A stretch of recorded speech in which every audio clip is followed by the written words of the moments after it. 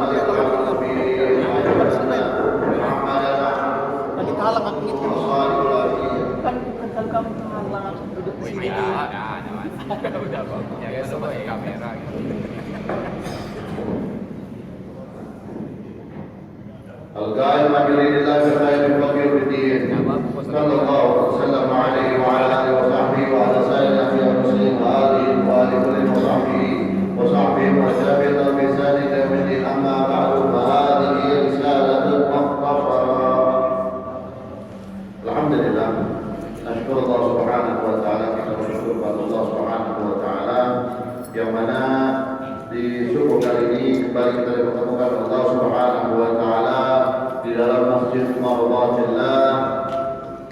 Jangan lupa kita selalu berniat i'tikaf di dalam masjid ini dengan niat nawaitul i'tikaf fi hadzal masjid ma'dudtu fi lillahi ta'ala, yang artinya aku berniat i'tikaf di dalam masjid ini selama aku berada di dalamnya karena Allah ta'ala.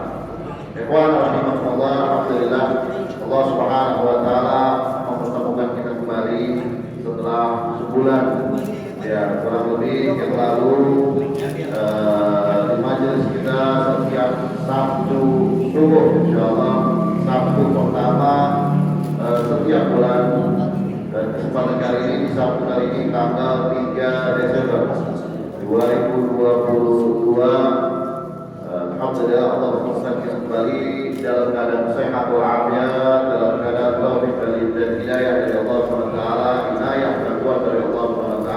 Mudah-mudahan apa yang kita cita-citakan dikabulkan Allah SWT. Hajat-hajat kita baik hajat dunia maupun hajat akhirat disampaikan dan dikabulkan Allah Subhanahu wa taala. Amin ya rabbal alamin. Ikhwan rahimakumullah, melanjutkan daripada majelis kita setiap Sabtu subuh awal bulan, Sabtu awal bulan atau pekan pertama, Sabtu pekan pertama setiap bulan di Masjid Mardatillah. Di Masjid Mardatillah ini sebagaimana di beberapa hari lalu bersepakatlah berbagi dengan Pak Mas Muhammad Amin menanyakan bahwa saya bukan Mas Muhammad Amin menanyakan masalah kitab yang akan kita pelajari, dan insyaallah di kesempatan kali ini kita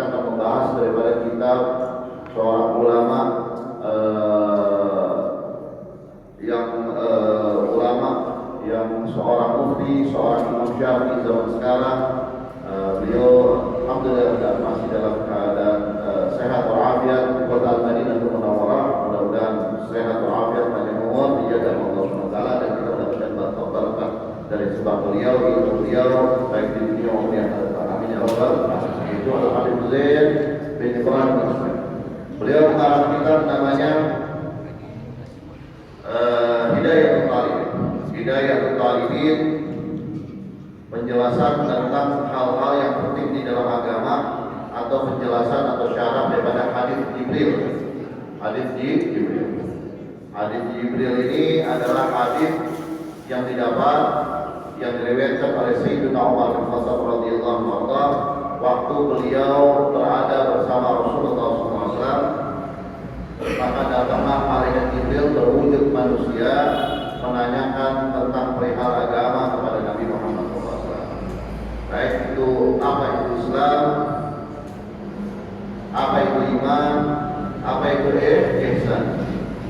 Nah, itu yang akan dibahas. Dan apa tanda-tanda Islam? Tanda-tanda ya. Maka di sini dikumpulkan beberapa ulama masalah ilmu fikih, ilmu tauhid, ilmu ihsan, yaitu ada tentang ibadah kita kepada Allah SWT, baik secara zahir maupun secara batin. Nah, maka atau lebih kita singkat dengan akidah, ya, akidah akhlak, adab, ya, bagaimana kita beribadah kepada Allah SWT secara zahir, jadi secara fikih, secara batin, yaitu secara tasawuf, ihsan. Terus kemudian secara berakidah atau bertauhid kan, yaitu ilmu tauhid, yaitu iman. Nah ini Allah. Ini insyaallah kitab ini akan kita baca di setiap pertemuan.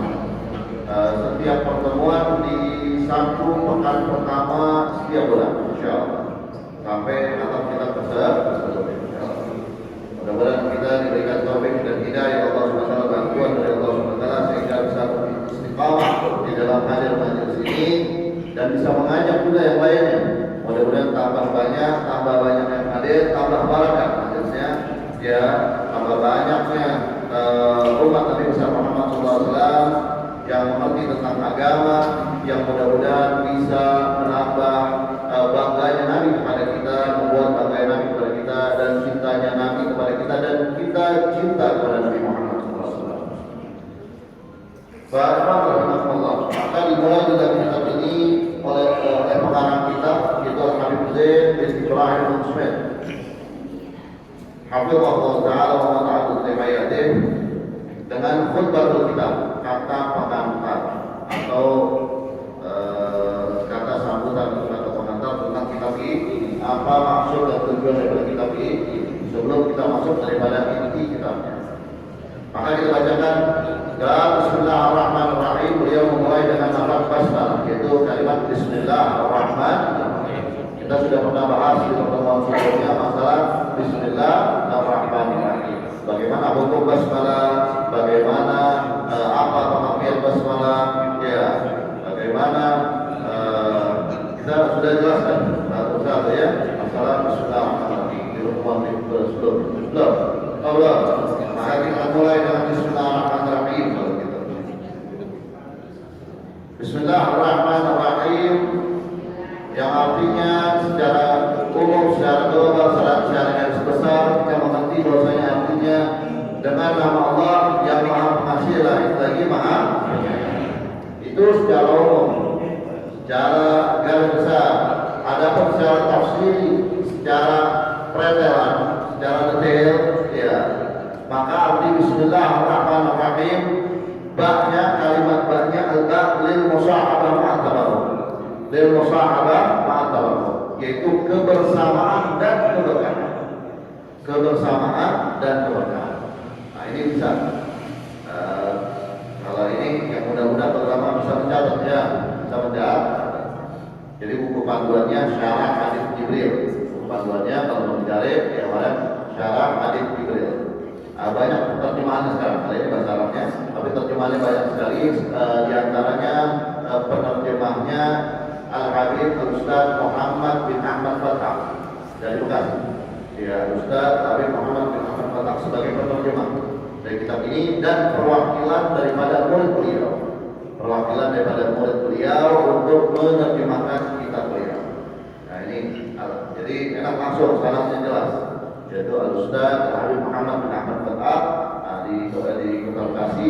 Nah beliau menerjemahkan kitab ini dengan nama kitabnya Syarah Hadits Jibril. Syarah Hadits Jibril, pembahasan tentang Islam, iman dan ihsan. Jadi kadang belajar masalah fikih, kadang belajar masalah tauhid, kadang belajar masalah tasawuf, itu ada.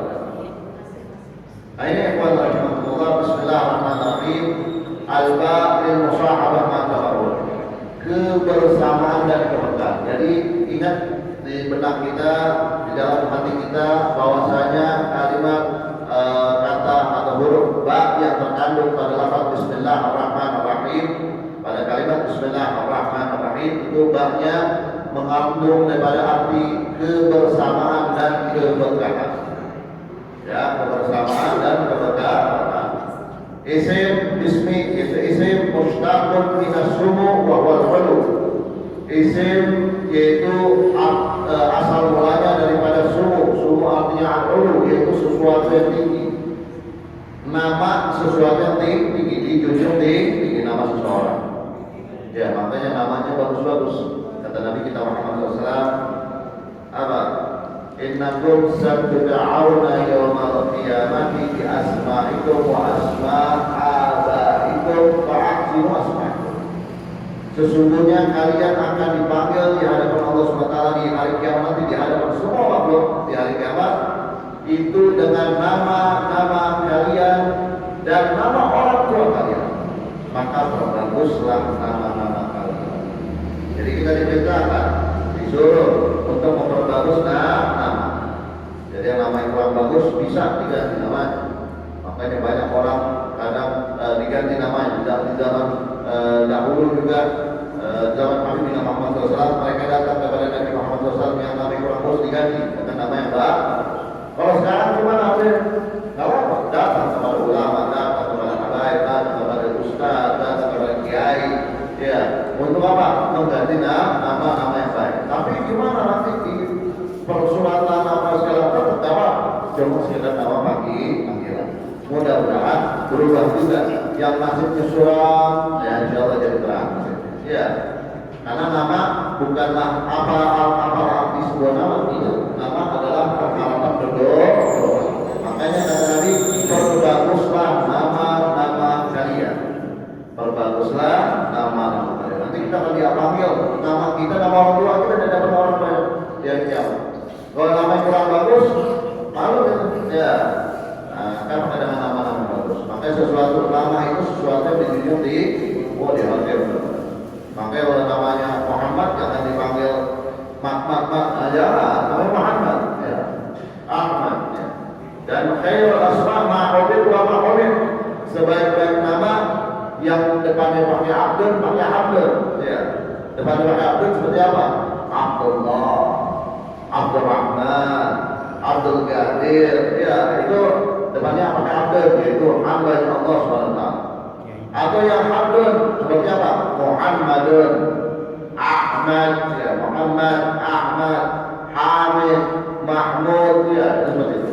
Baru kemudian nama-nama yang lain, nama para nabi, nama para sahabat, nama orang-orang yang saleh. Mudah-mudahan berharap anak tersebut menjadi anak yang soleh ada soleh. Ya, nama yang laki, nama yang soleh. Nah, perempuan nama yang soleh. Nah, kalau nama perempuan siapa? Fatimah, Khadijah, Zainab, ya, banyak sekali, ya, banyak sekali. Ya. Nah ini nama-nama yang baik-baik, nama yang baik-baik. Jadi kasih nama jangan sembarangan. Ini kadang pengen nama dia nggak pakai tanya sama ulama, dia pakai alasan menunjuk Quran aja, langsung menunjuk Quran, pas buka Quran lalu ditunjuk terus jangan. Namanya jangan. Ya, nama neraka itu ya. Ya, ada yang ditunjuk namanya tuh tunjuk Quran, lalu namanya Fir'aun. Alasannya dikuat dengan itu. Ya, oh hebat kata Fir'aun, raja hebat, masya Allah. Kenapa? Karena nggak konsultasi dulu kepada para ulama.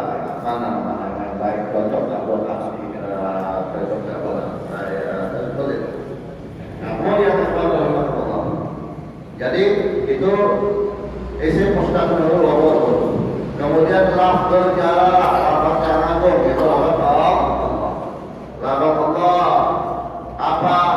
Siapa? Allah Subhanahu wa taala, yaitu alamun ala dzatil wajib al-wujud al-mustahiq li jami'il kamalat, yaitu sebuah atau satu penamaan kepada zat yang wajib keberadaannya, yang berhak dengan segala macam kesempurnaan.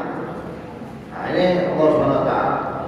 Zat yang wajib keberadaannya pasti ada wujud, yaitu wujud ada, ya, wujud. Kemudian yang berhak dengan segala macam kesempurnaan, maka tidak ada kurang. Itu harus kita tanamkan. Tidak ada kurang dan benar-benar sempurna kuasa. Bukan karena ibadahnya kita menjadi tambah kuasa atau sempurna, tidak. Bukan juga kurangnya karena maksiat kita, tidak. Ya, bukan Allah yang perlu dengan kita, tapi kita yang perlu dengan Allah. Allah nggak perlu dengan ibadah kita. Ente mau ibadah semua nggak nambah kuasa Allah SWT. Emang sudah maha kuasa. Ya. Ataupun ente mau maksiat semua, Allah juga nggak perlu atau kurang daripada kuasanya. Ya. Tapi kita yang perlu Allah. Nah, ini kita harus balik. Ya. Jadi ibadah bukan karena apa? Oh, maksud Allah perlu dengan kita, makanya dilancarkan rezeki kita, dilancarkan urusan kita. Tidak, bukan seperti itu. Tapi memang kita berdoa selaku makhluk Allah SWT wajib untuk beribadah kepada Sang Pencipta, yaitu Allah Subhanahu wa taala. Nah, ini lafzul jalal, lafaz yang agung. Kemudian Ar-Rahman, Ar-Rahman yaitu apa? Al-Mun'im bi jala'il ni'am, sang pemberi nikmat dengan nikmat yang masih luas. Al-Rahman, nikmat apa? Iman, nikmat Islam, nikmat hidayah, nikmat taufik, nikmat sehat. Banyak besar. Ya, Ar-Rahman. Kemudian Ar-Rahim, Al-Mun'im bi daqa'iqiha, sang pemberi nikmat dengan nikmat yang lebih terperinci. Ya, dari kalau nikmat yang besar tadi diperinci lagi, hanya Rahim. Rahim. Ya. Jadi nama Allah artinya luas, ya, sangat luas dan ya, beda-beda satu sama lain istimewanya. Maksudnya apa dari kalimat Bismillahirrahmanirrahim? Maka sang pengarang kita memulai dengan kalimat Bismillahirrahmanirrahim di dalam kitabnya apa? Dengan kebersamaan nama Allah Subhanahu wa taala yang Maha Pengasih lagi Maha Penyayang, ya. Aku mengarang kitab ini dengan mengharap keberkahan. Barakah. Kalau dikasih nama Allah barakah. Lafaz Bismillahirrahmanirrahim menjadi barakah. Ya, maka dimulai yang baik-baik dengan kalimat Bismillahirrahmanirrahim. Ini sering-sering kita baca sunnah, ya. Ini baca ini. Kenapa sang pengarang kitab biasa di dalam kitab-kitab mereka para pengarang kitab menulis dengan lafaz Bismillahirrahmanirrahim?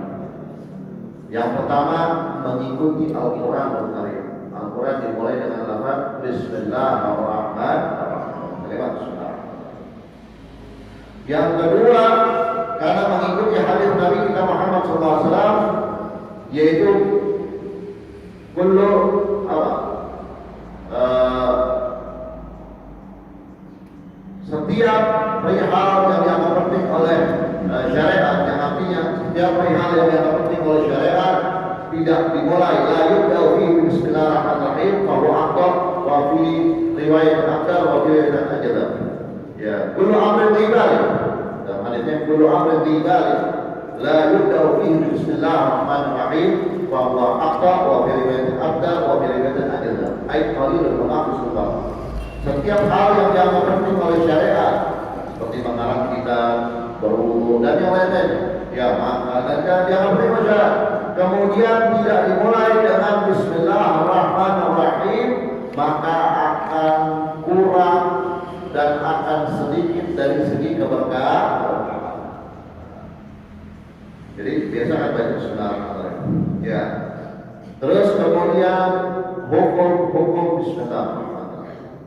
Jadi baca Bismillah ada hukumnya Pak, ya, nah sembarangan, kita kan kalau baca kadang baca aja, hukumnya boleh apa enggak? Nah, boleh apa enggak? Boleh atau tidak? Ya. Maka terbagi menjadi 5. Ada 5 hukum membaca Bismillahirrahmanirrahim.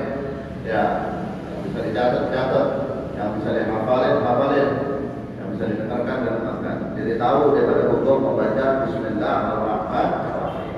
Bukan asal ikut-ikutan aja. Oh baca Bismillah juga. Nah, tapi memang ada tuntunannya dari situ.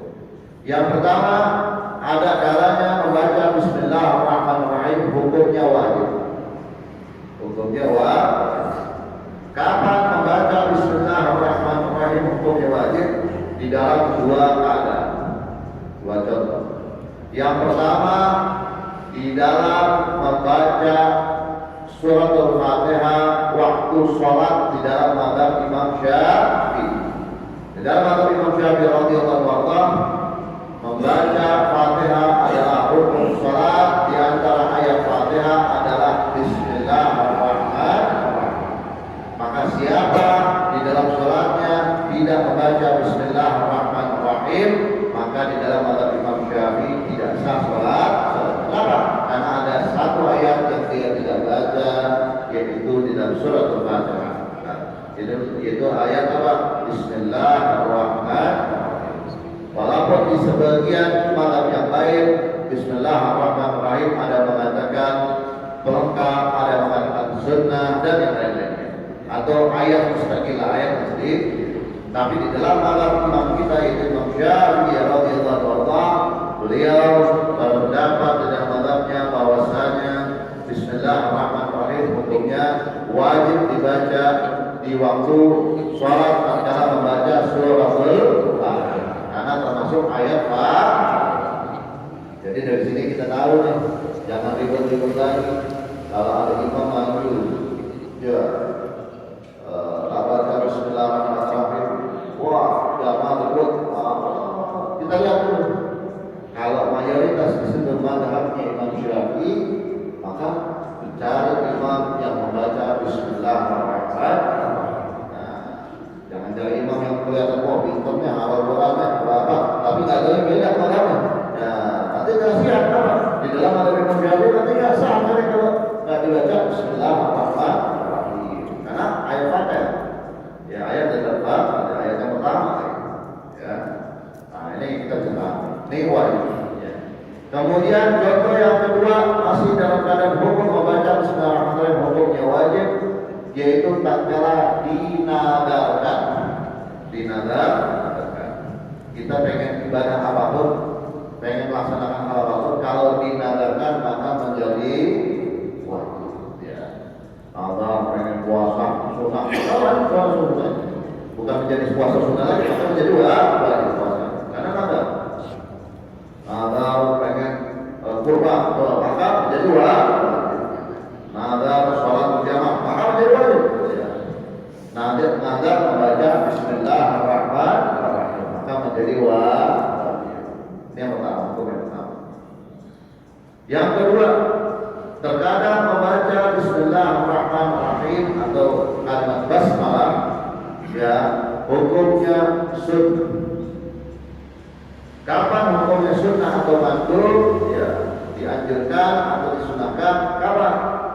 Yaitu setiap hal yang dianggap penting oleh syariat. Contohnya apa? Mengarang kitab. Contohnya apa lagi? Berwudu.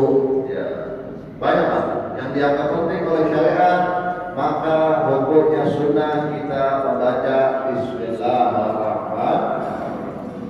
Cuma biasanya perbedaannya, kalau di dalam hal-hal yang baik atau tempat-tempat yang bagus, maka kalimatnya lengkap Bismillahirrahmanirrahim. Tapi kalau di dalam hal-hal yang kelihatan kotor atau kurang bagus atau apa, maka biasanya dengan kalimat Bismillah. Tidak pakai kalimat Rahman apa? Ya, Bismillah. Walaupun tidak secara keseluruhan. Ya. Ini yang kedua. Kemudian yang ketiga, terkadang membaca Bismillahirrahmanirrahim hukumnya apa? Dimakruhkan. Ya, dianggap makruh. Kapan membaca Bismillahirrahmanirrahim dianggap makruh? Yaitu sesuatu yang memang dimakruhkan, seperti sesuatu yang dimakruhkan pandangannya. Ya. Maaf, contoh-contoh orang melihat ke kemaluan sendiri. Ya, dibaca Bismillahirrahmanirrahim. Bagaimana dong? Makruh. Kalau dia cuma sekedar mana, tapi kalau dia niat ngejek bisa kalau bahkan mau dalam sebuah. Ya, seperti itu. Nah, ini yang ketiga. Yang keempat, terkadang hukum membaca Bismillahirrahmanirrahim terkadang diharamkan. Diharamkan. Kapan hukum Bismillahirrahmanirrahim diharamkan? Tatkala hal yang diharamkan dan contohnya seperti apa? Seperti kasyurbil khamar, minum minuman keras sambil enggak Bismillah. Masya Allah. Ya. Maka itu apa? Haram. Ya. Ada nggak begitu ya? Tapi mungkin ada alasannya biar dosanya kalis. Ya, biar dosanya kalis. Jadi kan dosa sama pahala berimbang alasannya. Tidak, justru double dosanya. Pertama apa? Pertama dia maksiat dengan minum khamar, yang minum minuman keras baik narkoba dan segala macamnya. Yang kedua, dia membaca Bismillahirrahmanirrahim bukan pada tempatnya. Nah, seperti itu. Yang kelima, terkadang membaca Bismillahirrahmanirrahim hukumnya mubah. Ya, tadi wajib, sunatan, dimakruhkan, diharamkan, sekarang mubah. Jadi boleh-boleh aja, mau baca boleh, nggak boleh baca juga boleh. Kapan itu? Yaitu al-asya allati la syarafa fiha. Pada sesuatu yang memang tidak ada kemuliaan di situ, hal-hal yang biasa aja. Seperti apa contohnya? Kanakri makain makan ila akhar, seperti memindahkan satu barang pada satu tempat ke tempat yang lain, dari satu tempat ke tempat yang lain. Contoh pindah meja, Bismillahirrahmanirrahim. Pindah kursi, Bismillahirrahmanirrahim. Naruh mikrofon, Bismillahirrahmanirrahim. Boleh enggak? Boleh. Halnya mau. Apa dianjurkan? Tidak juga. Ya. Tidak juga. Tapi berharap keberkahan, maka dia dapat keberkahan. Insya. Nah, ini kita mengerti tentang makna Bismillahirrahmanirrahim dan hukum-hukum Bismillahirrahmanirrahim. Jadi sering-sering baca Bismillahirrahmanirrahim. Ya, sering-sering baca Bismillahirrahmanirrahim. Kemudian ikhwan rahimahullah.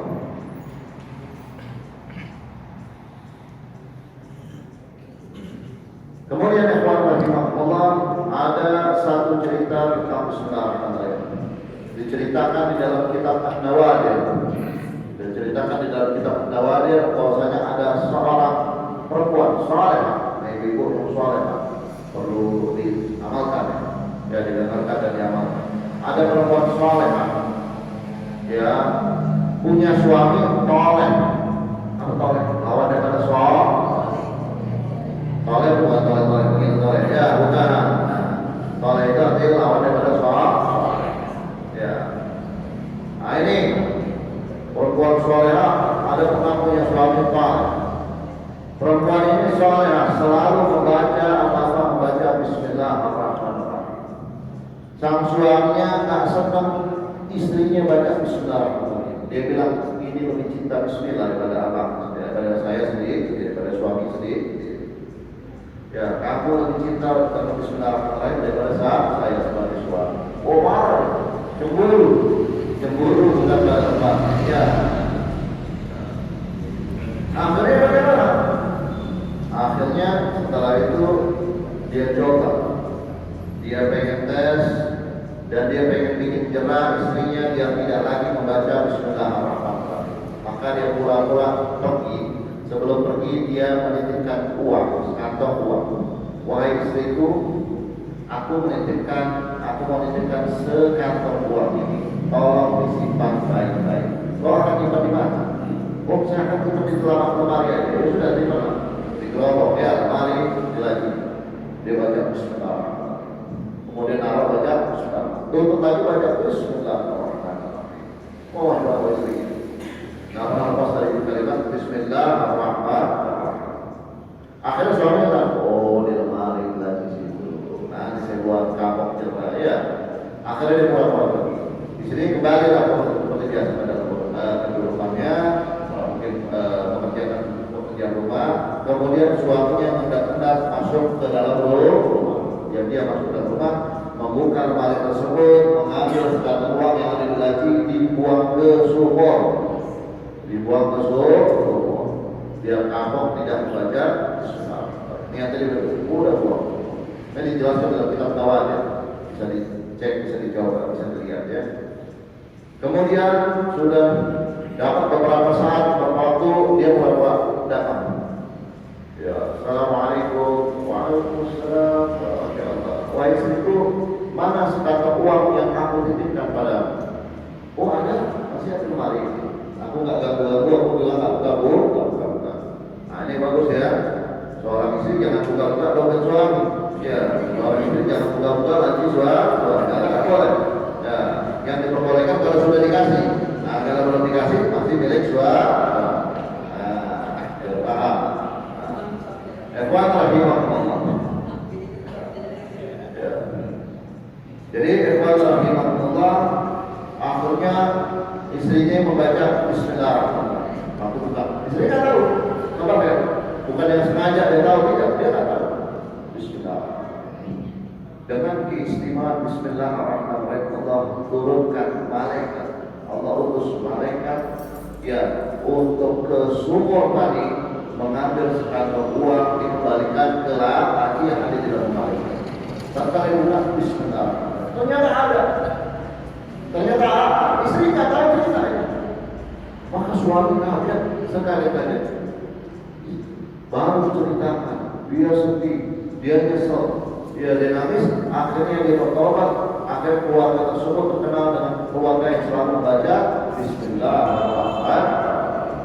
Nah ini yang jadi usahakan kita selalu membaca Bismillahirrahmanirrahim dan ditutup hal tersebut dengan kalimat Alhamdulillahirabbil alamin.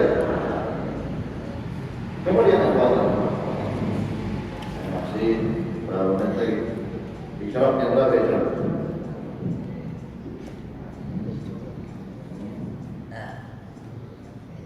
Lebih matahari 5:41. Berarti sholat isyaratnya tadi 16 menit setelahnya. 16 menit berarti 5:57 ya. 5:57 baru diperbolehkan sholat isyarat. 5:41 baru isyarat ya. 5:57 baru diperbolehkan sholat isyarat. Kenapa? Karena waktu terbit matahari belum boleh sholat. Kecuali yang sebabnya duluan atau sebabnya berbarengan. Sebab duluan boleh tahiyat atau masjid, berarti sebab berbarengan hukumnya apa? Seperti gerhana, seperti apa lagi? Seperti istisqa dan lain-lain. Ya, ada sebab belakangan atau tidak ada sebab atau sebab belakangan maka tidak diperbolehkan di waktu-waktu dilarang. Di antaranya apa? Yaitu waktu terbitnya matahari. Ada 5 waktu ya. Nah ini kapan diperbolehkan? Nanti setelah naiknya 4 derajat, 4 tingkatan, setiap 1 derajatnya itu kurang lebih 4 menit kira-kira. Maka 4 kali 4 16. Nah biar kita pahami. Jadi kalau ini waktu isyarat bukan langsung sholat. Oh tidak. Itu berarti menunjukkan waktunya terbit matahari. Kalau sudah selesai itu maka lihat kurang lebih 16 menit setelahnya baru kita bisa atau bisa melaksanakan sholat id.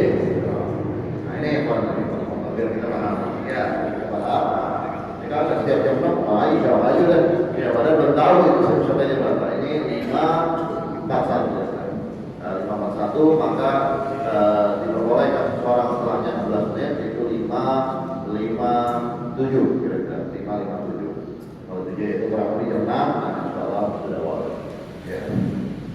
Nah ini makanya kita lanjutkan sedikit, baru kemudian mungkin ada sesi tanya jawab. Ya, sedikit daripada sesi tanya jawab.